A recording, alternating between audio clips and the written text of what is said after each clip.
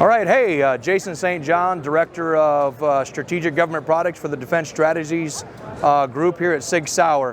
What we're doing today is we have an opportunity to introduce our next generation weapons systems. Everything from our MG-338, 338 Norma machine gun to our light machine gun, the MG-6.8, which is also available in 6.5 Creedmoor and 7.62, down to our MCX-SPEAR. Now these programs are all luckily selected from the U.S. military in various capacities, from the actual next generation program for the Army down to a replacement or a introduction to a medium machine gun as a potential replacement for a 7.62 and replacement for the M2 Alpha 1. All right, let's go ahead and discuss the 338 machine gun first, if you don't mind. We look at the MG338. The 338 is a general purpose, air-cooled, gas-operated, belt-fed, semi and full auto, as well as suppressed and unsuppressed machine gun. It fires from the open bolt position, comes in at a phenomenally light weight of just over 21 pounds, and has the felt recoil less than an M240. All right, when we look at some of the design features that are really important to us, we have a large gun, so when it comes to climbing, roping, jumping, getting in and out of vehicles, we have an extendable and foldable buttstock. Buttstock's captured, pull free, and then we can put it into action. The buttstock does not have to be deployed in order for the weapon to fire. As we move up, you'll see we have AR style controls, AR grip. We have a 3-position safety, safe, full auto, and then semi. A lot of folks have asked, why semi-auto feature on a machine gun? Well, when you're looking for a little bit more accurate, deliberate fire at distance, this machine gun has a capability twice that of an M240. So 7.62 machine gun effective range, 800 plus meters, depending on employment practices.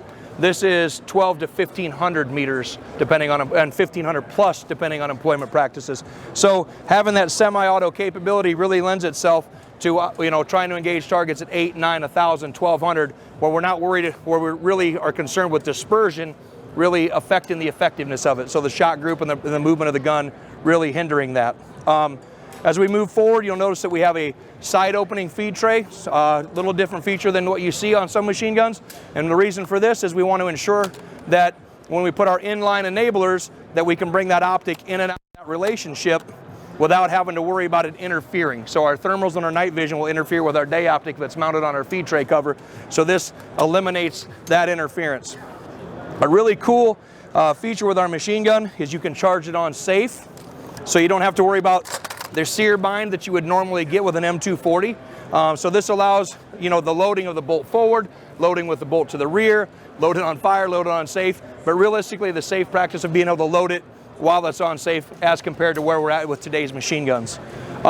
Really uniquely, I can load this machine gun traditionally by laying the rounds on the feed tray and shutting the feed tray cover, but I can also load the rounds of the machine gun with the feed tray closed. It'll actually click into place, or I have a spoon that I can pull my ammo into the loaded position. This has a lot of advantages when we're on vehicles, we're on birds, and where we can, a little bit easier to load. But primarily I want you to think about when you're running on the battlefield. Running on the battlefield with a machine gun, trying to load it is very difficult. Rounds fall out, we get our fingers pinched and stuff like that. So we think that that's a really good advantage. As we come forward to the machine gun, you'll notice that we have an extendable and foldable forward rail. All right, so in order to access our barrel change, we have to get that rail out of the way. Some people have kind of wondered what the rail's for. As I just stated earlier, it's for our inline enablers, so our night vision and our thermal that works in conjunction with our direct view day optic. All right, so as I push the button, fold it out of the way, I get down to the barrel change capability, push, unlock, barrel comes off, barrel comes on, lock, and we're ready to roll. Bipod extends, folds forward, 2-position gas regulator, suppressed, unsuppressed, and that's kind of the physical feature. Oh, let me back up, please. Another unique feature of it is it's configurable, fully ambient controls, but I can do right side charge, left side feed, or I can right side feed it. A lot of advantages when it comes to this and mounting options. A lot of people are used to the maritime mission seeing dual machine guns mounted. Now instead of having them both feed from the same side, the mechanism getting bigger, I condense that. I can mission configure it to any way that I want. I can individually configure it to any way that I want. So yeah, that's the MG338. Some folks ask why the 338 Norma, right? So I want you to think about this machine gun. This machine gun comes in at just over 21 pounds. M240, depending on configuration, comes in at 21.7 for the titanium version, all the way up, you know, so we're in the neighborhood of 1 to probably 6 pounds lighter than any 240. I'm sure I'm going to get called out on that from the specifics down to the decimal point. But think about it. I have the ability to have a machine gun which has twice the distance and twice the effective range, let alone the increase in terminal performance. When I come down from, say, an M2 machine gun weighs 86 pounds. Obviously, I mean, I've done operations where 5 of us are carrying that on the ground, and it's really not that convenient. But you know, now I have a man-portable anti-material solution, that's comparable and sometimes exceeds the capability of the M250 cal. A really unique feature about the MG338 is its caliber conversion capability. So this machine gun can be configured as 338 Norma, but we also have a conversion kit that makes this machine gun capable of firing 7.62. All right, so there's some advantage to that, right? Existing inventory of ammunition, lower cost to train with. You know, one thing a lot of people don't consider is facilities. You know, the U.S. military facilities aren't surveyed for 338, and that takes some time. So they get a new gun, they can't train with it because they can only go out to a tank range or an artillery range or some range that doesn't have that capability. But really importantly, if I think about caliber conversion to 7.62, I can convert this to a 7.62 machine gun, and I'm still, again, 1 to 7 pounds lighter than a 240 as it's currently configured. So a lot of things can be done with this, and it's a very exciting product. As we move on to our actual next-gen program guns, you know, SIG SAUER was very fortunate to be selected as one of 3 vendors to move forward in the next-gen weapons program. The next-gen weapons program is looking at the replacement to the M249 SAW and the replacement to the M4 carbine. One thing that was very important to SIG SAUER was to try to give a traditional form factor to the soldier, meaning that I wanted to give them a belt-fed machine gun and I wanted to give them an M4 style, AR style carbine. I wanted to reduce the training time, and I wanted the integration of that weapon system to be as seamless as I possibly could make it. We didn't want to provide them a system that was in form factor so much different than what they're currently using that they, you know, there would be some hang-ups and some hiccups in the integration of that weapon system. So we're really proud to do that. Our next-gen systems, they operate. What makes these systems possible is the incorporation of our hybrid ammunition. All right, so our hybrid ammunition is a 3-piece case that allows us to have increased performance.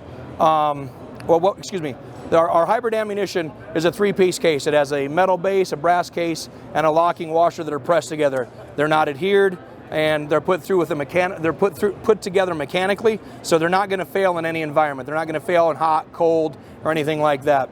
They give us the benefit of having the traditional qualities of a brass case, and they provide us the elimination of the failing points of traditional brass. Brass tends to fail in the primer pocket area once we get increased pressure. We eliminate that possibility by strengthening the metal base and the primer pocket. In addition to that, we get a consistent wall thickness, which allows us to have a slightly increased volume, and we're able to handle a little bit more pressure. But the added benefit, the largest benefit of this, other than performance, is the fact that we're 20% lighter than traditional cases.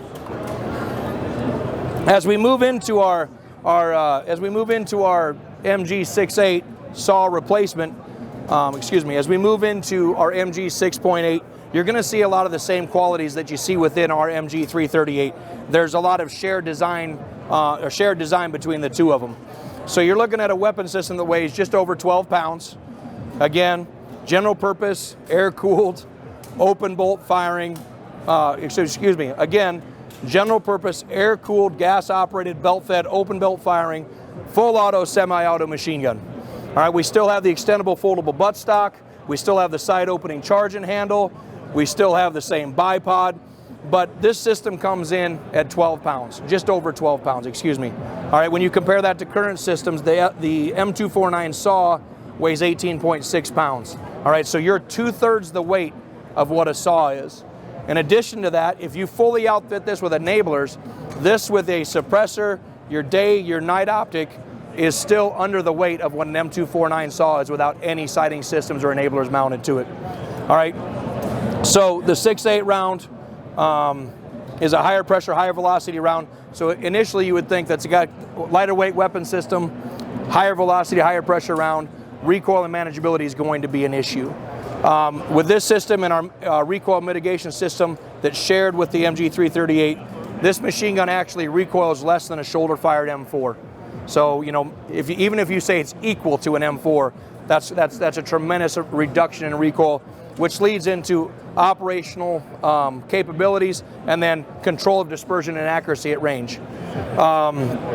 It fires from the open bolt position, right side's charge. Again, it can be loaded when the feed tray is closed or open, just like the MG338. And the real exciting thing about this is it is also caliber convertible, and we make this machine gun currently in 6.5 Creedmoor, 6.8 by 51, or our 277 Fury, the commercial version, and 7.62 by 51. As we move down, let me get in here, guys. Can I get in on this? Yeah. Thanks, bud. Appreciate it.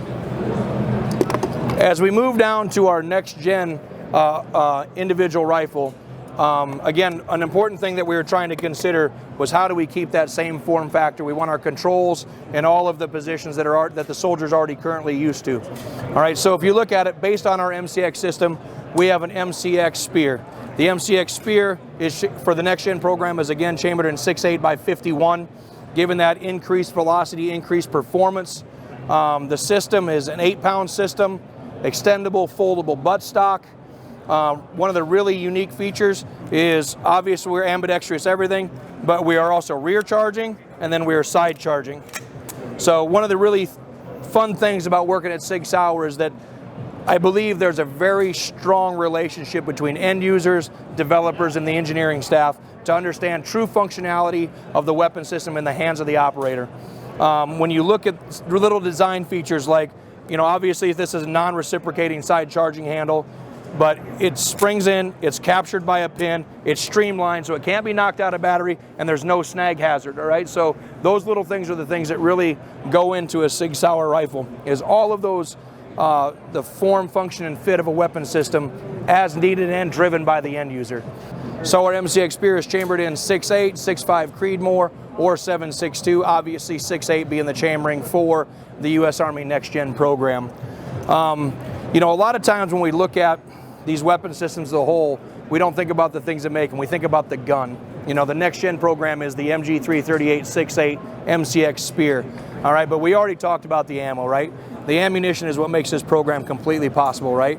And it could potentially is a true paradigm shift in ammunition capability. Maybe the first thing since smokeless powder to from black powder to smokeless powder.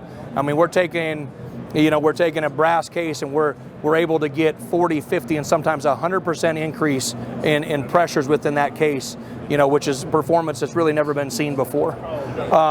Additional to that is things like suppressors.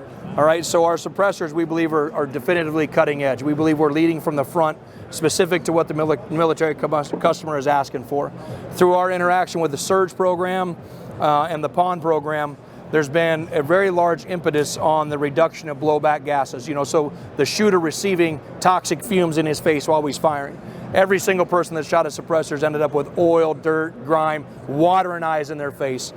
So the Surge program really drove us to be the technological leader in the reduction of those blowback gases. So our suppressor is half of the toxic fume blowback into the shooter's face of what an M4 is unsuppressed. An N4 unsuppressed emits 125 to 150 parts per million of carbon monoxide, ammonia, and hydrogen cyanide. There's lead, sulfur, copper particulates, and a lot of other things that get ejected into the shooter's face, but those are the three measurables. Our weapon system with the SLX line of suppressors reduces that toxic gas blowback to 65 to 80 parts per million. So we're half of what an unsuppressed M4 is. We have an extremely consistent and reliable clutch lock system. So it's our new QD system that like I said, is extremely repeatable. All right, so when it locks on the weapon system, we still get the concentric taper, and we get the taper lock, friction lock, as well as the seal to ensure that none of the carbon gets back into the mechanism.